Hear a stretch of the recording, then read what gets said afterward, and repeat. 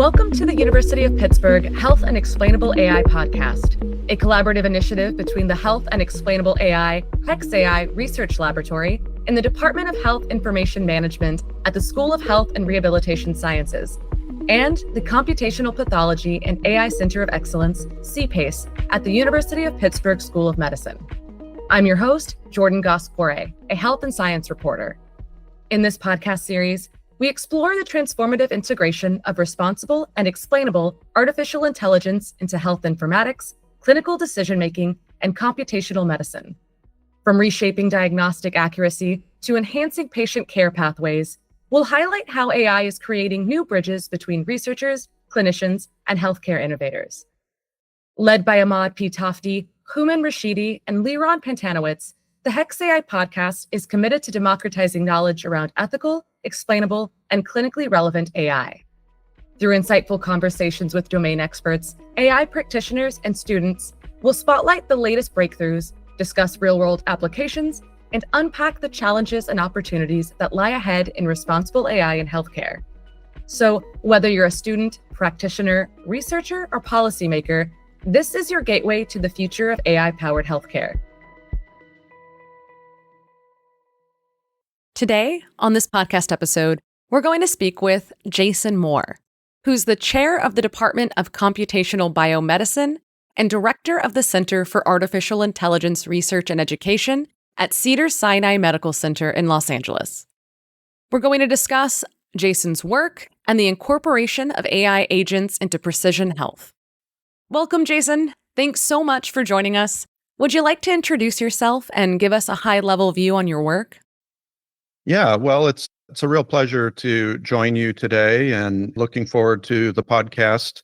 I've been at Cedars-Sinai for 4 years now to build this new Department of Computational Biomedicine and an AI research center.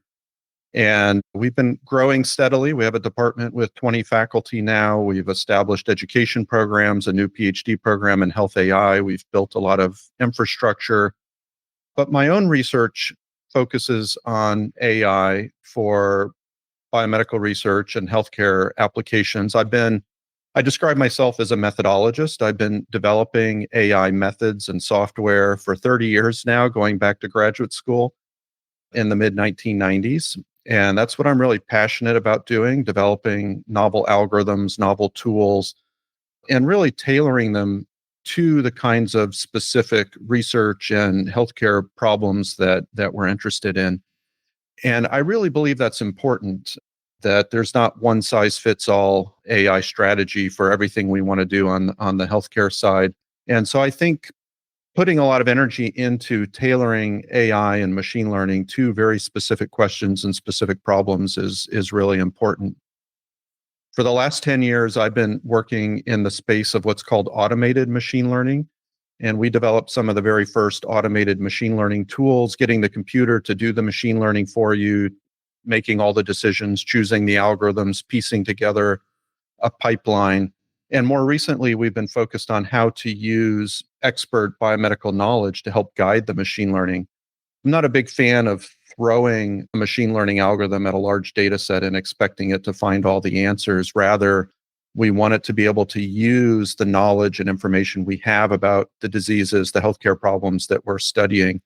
So that's something we've been working a lot on in the last few years. And now everything we're doing is agentic AI, which I'm looking forward to talking to you about. This is a question that we plan to ask you later in the interview. But what motivated you to accept a role at Cedars-Sinai, and how have you approached developing your AI program? And is there anything unique that you're doing that you might like to share? Well, when I was making the decision to come here to Cedars-Sinai, it was important to me that there was a strong health IT infrastructure. And Cedars has invested very heavily in its health IT tech stack. And one of the things that I did when I came here was help expand the high performance computing infrastructure, working with our health IT team, which we've done. We now have a large compute cluster with CPUs and GPUs that it serves as kind of the computational backend for everything we do. We have high performance, large scale data storage for both healthcare data and research data. All of our omics data, for example, needs large-scale data storage.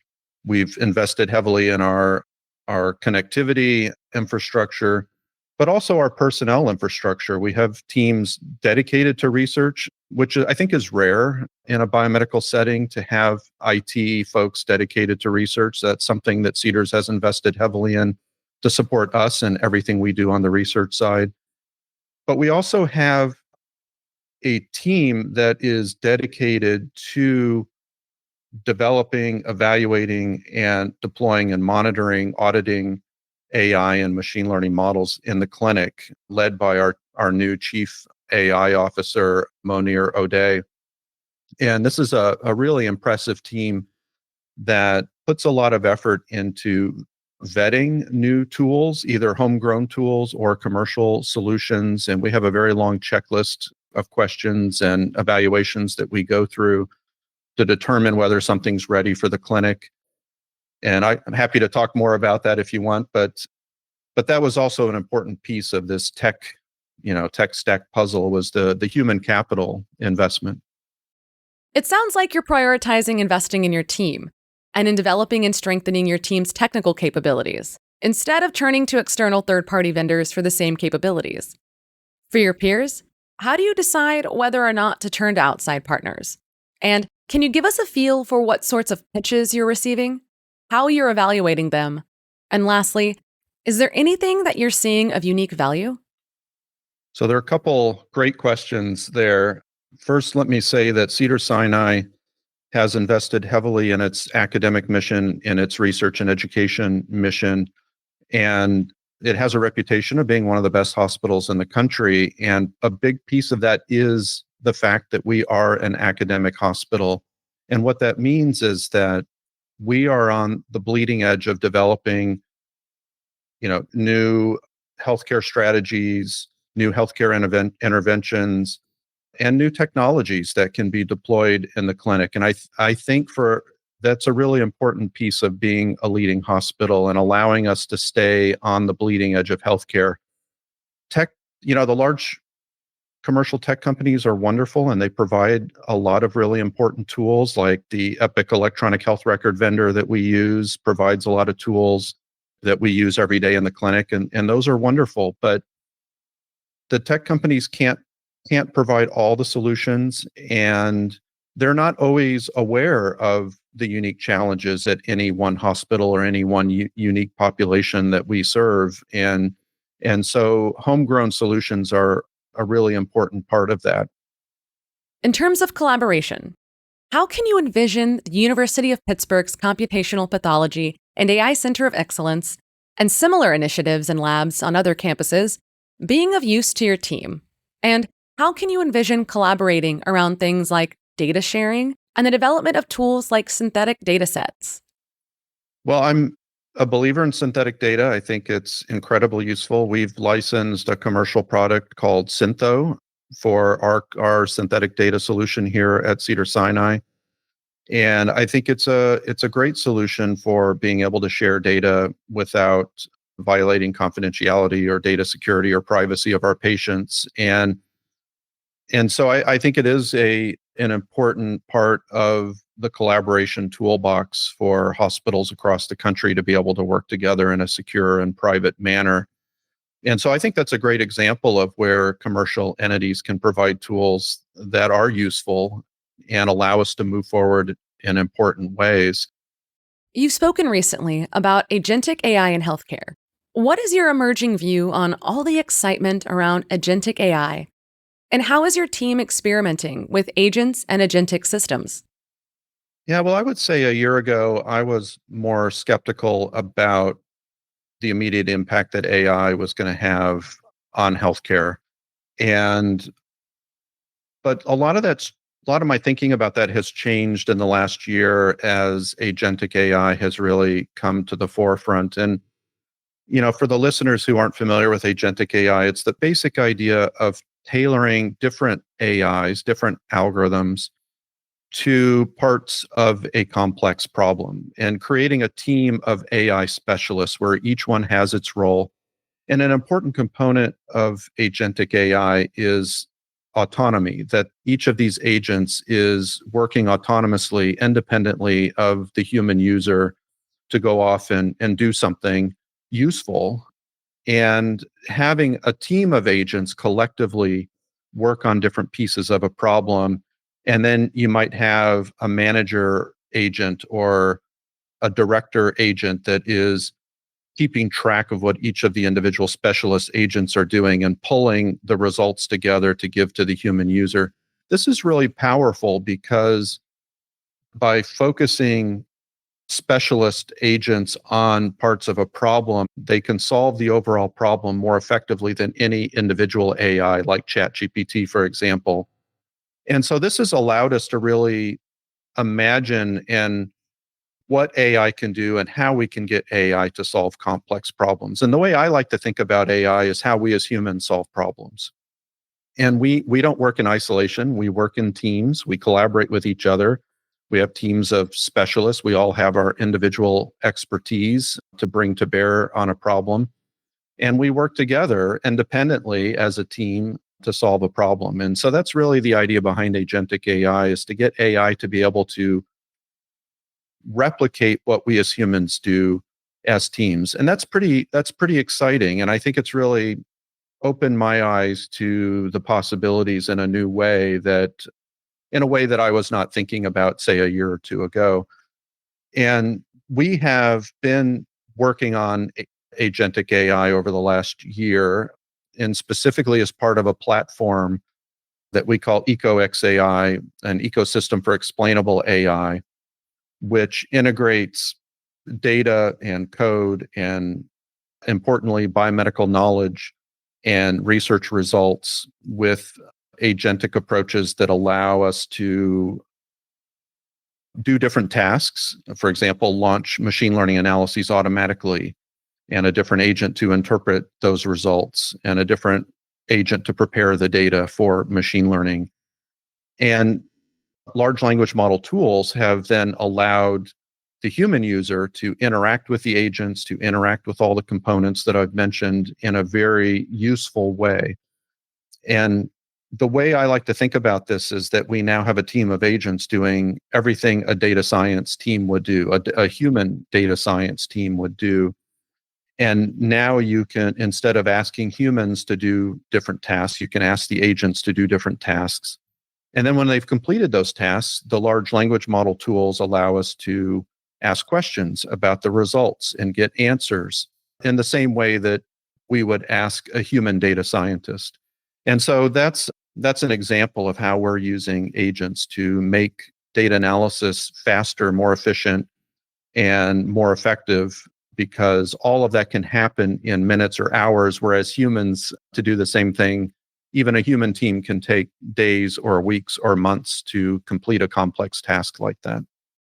How do you view Cedars-Sinai's role in helping to advance agent-to-agent interaction applied to the healthcare and health sciences fields? I'm thinking about all the different competing and complementary initiatives that are architecting and standardizing agent-to-agent interaction today, like MIT's Project NANDA, for example. Well, first of all, I think it's very early days in agentic AI, and I think we're going to see a lot of initiatives, commercial initiatives, open source, academic initiatives, and I think it's going to take some time to really sort out the best way to implement agentic AI within and between hospitals and academic research centers. So I think it's too soon to really predict how this is going to play out. I think the exciting thing is there's a flurry of activity, and we of course see ourselves as an important part of that as a hospital developing agentic AI tools for healthcare. And we're of course happy to collaborate with anybody where we can make a contribution and have an impact. And of course we'll also be vetting commercial tools as they become available to see if there's a need that we have that can be solved by a commercial agentic AI solution or an academic collaboration. But it's an exciting time because all of this is so new. It's kind of like where large language models were a few years ago, as they started to ramp up and become actually useful And so I think a year from now, we're going to be in a very different place. I think there are going to be a lot of agentic AI solutions, both homegrown and commercial. And I think they're going to be doing real work that is useful and effective in a way that we couldn't imagine even a year ago with just the large language model tools and the deep learning tools that everybody was so excited about.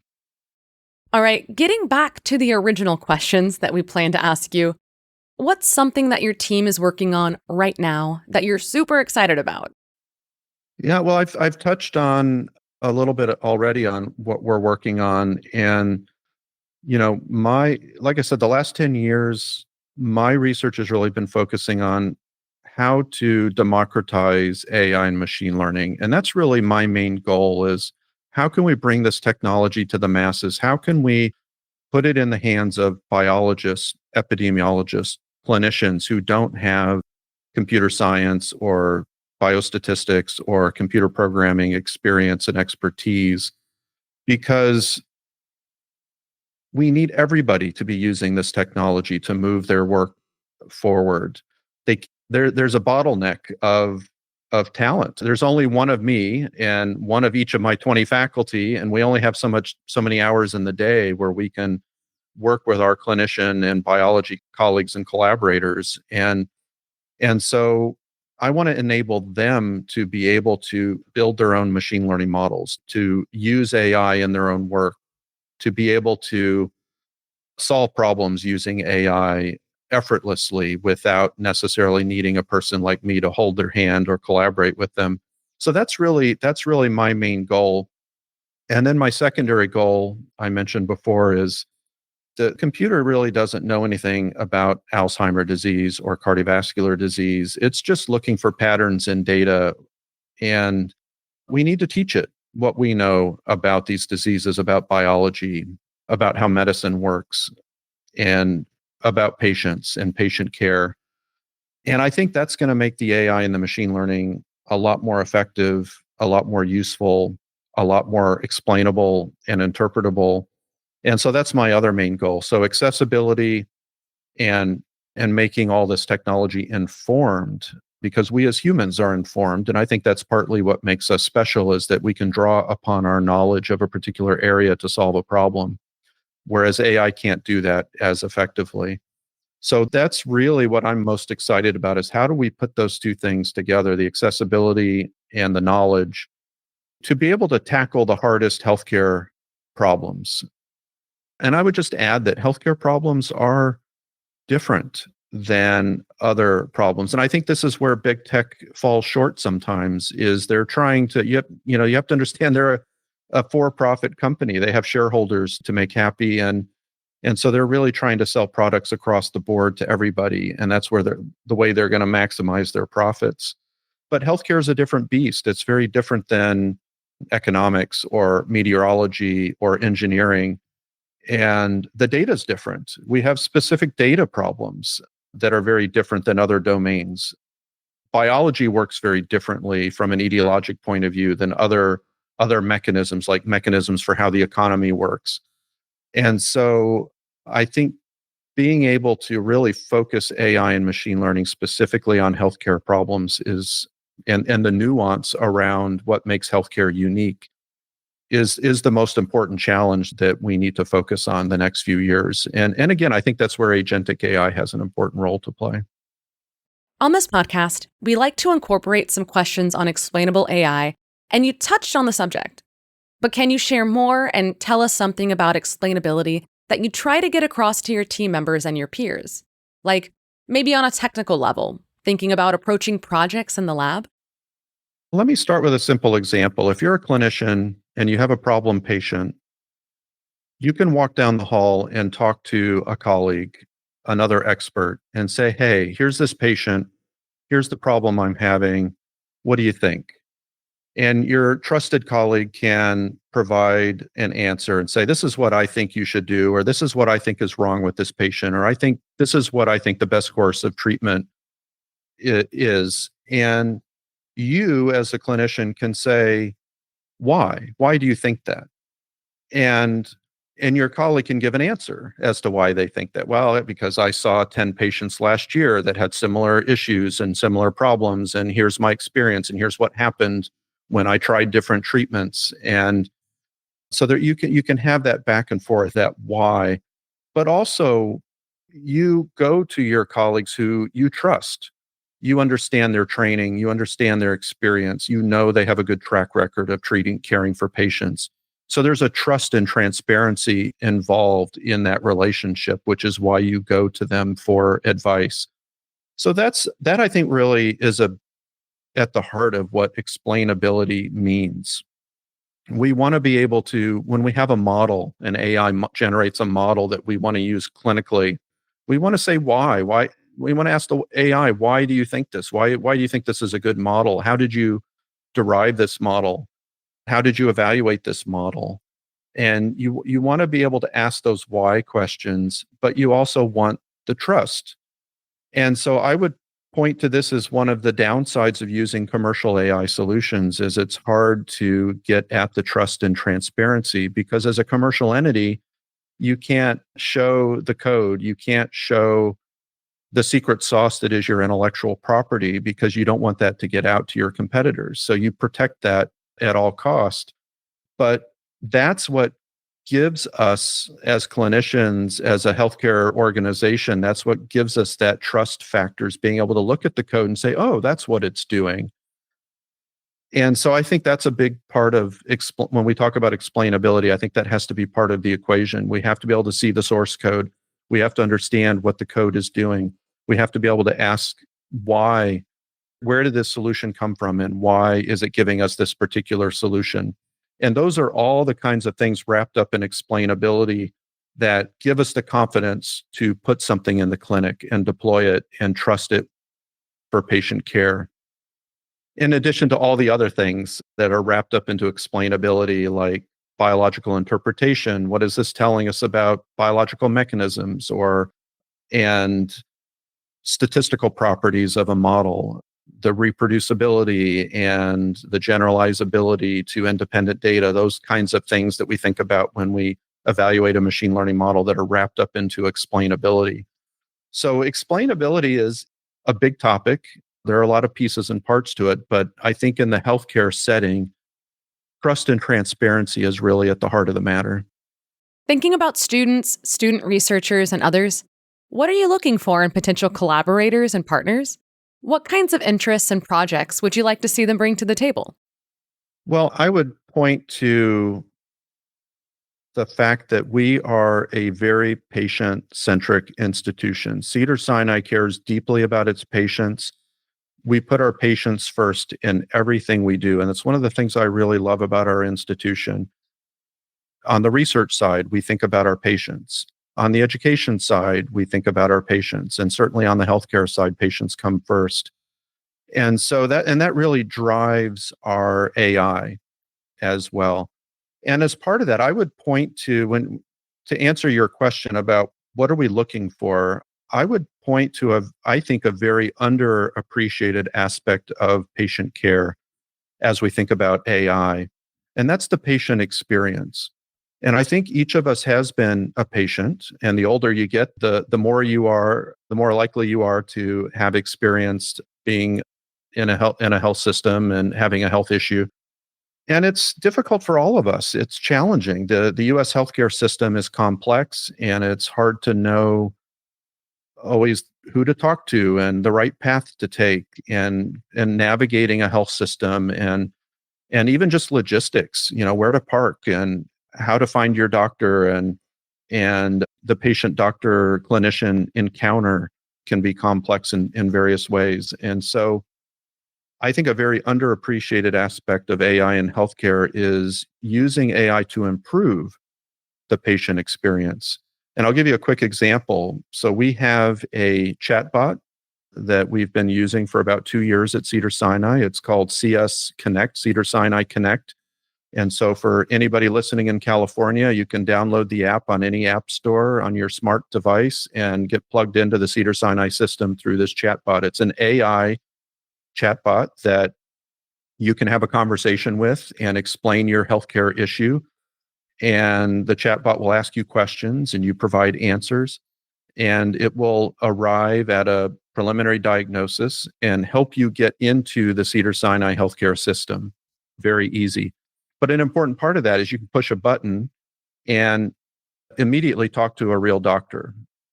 And so that is, I think, another barrier is just being able to talk to a real person, right? Being able to talk to a clinician without having to wait days or weeks to get in front of a person. And so the AI allows you to do that. And so I think we've had tens of thousands of patients use this chatbot now with very good positive feedback. And we're doing research on the patient, how it improves the patient experience. But I think there's no question that it does improve the patient experience. It makes them easier to get at a diagnosis, to talk to a real doctor, to get into the healthcare system and see a specialist. And then when they do see a specialist, the chatbot provides a summary of everything it knows about the patient to the doctor, to the clinician, so they're not starting from scratch. And that helps the clinician be more efficient as they interact with the patient. So anyway, I think I'm a big believer in improving patient experience, having been a patient myself. So I would love to see more people come to Cedars-Sinai to do research, to practice medicine that want to use AI to improve the patient experience.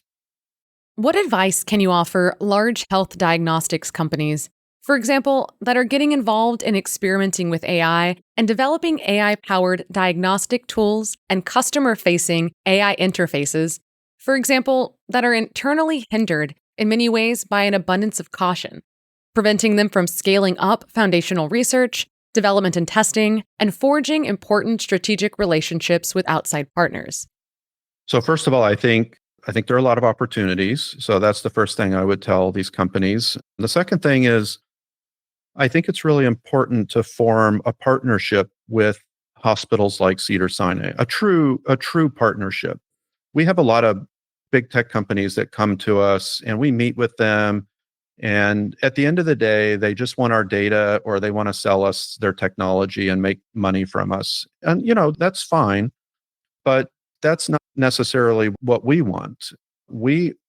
I'm most excited about working with companies where there's a true partnership, a give and take, where we are an equal partner, we are an equal collaborator with the company, where we can all roll up our sleeves together and solve the hardest healthcare problems. And I haven't seen too many of the big tech companies take that approach yet. They're usually just looking for what they can get from us that they need. So that's my advice: is enter a true partnership that may require some funding. I would love to receive funding from a big tech company where I can fund people in my lab, postdoctoral scientists, graduate students, staff, to really dig into the hardest problems in collaboration with a company. And so that I think is what we're looking for. And I think ultimately those are going to be the AI strategies that are the most effective, because we deeply understand the healthcare problems. We deeply understand the biology and the data. And I think at the end of the day, those partnerships are going to develop much more effective solutions. What kind of homework would you assign companies and even academic labs that are interested in approaching you and your team at Cedars-Sinai? Well, for a collaboration, I think, having very specific targeted healthcare problems that they want to solve is a big first step. Whether that's cancer therapy or cardiovascular imaging, or and within those groups, some very targeted solutions that they want to come up with would be helpful. But I think more generally, I help vet a lot of companies that come through our doors wanting to sell us something. And my job as an academic is to ask the hard questions and to help our health IT team ask the hard questions. And actually, we've been told that we ask harder questions than anybody else that they go to sell a product to. And we wear that as a badge of honor, as a hospital that cares a lot about our patients. And one of those questions, for example, is, have you evaluated the fairness of your algorithm? How do we know that your algorithm is going to treat all of our patients equally and fairly? And I would say, 90% of companies either haven't thought about fairness or have only superficially touched on it. And that's where a lot of companies get hung up when they come to sell us a product or engage in a collaboration. And I think it's a very important consideration. Cedars-Sinai serves a population of 10 million people in LA County. It's the largest county in the country and one of the most diverse counties in the country. And we want to know that your product is going to effectively be used for every patient that walks through our door that it's designed for. So that's a hard issue to address for a company because they need access to diverse data, diverse populations. But it's an important question that I would say a lot of companies fail to answer correctly. Jason, we really appreciate your time today. And before we close, we'd like to offer you an opportunity to give a shout out to any of your team members or to leave us with any news or takeaways. Yeah, well, thank you. It's been a real pleasure to talk with you about health AI today. I'd love to give a shout out to our new PhD program in health AI that we just launched this year. We have our first class of graduate student, PhD students on campus. And this is a program that is designed to be a computer science level PhD program in health AI. We teach machine learning, we teach fundamentals of AI, we teach natural language processing and large language models, we teach ethical AI, we teach clinical applications of AI. But the important thing is, well, first of all, we do that using an active learning approach. So students come and the class time is spent doing hands-on projects with clinical data. The students have clinical collaborators. They have easy access to clinical data.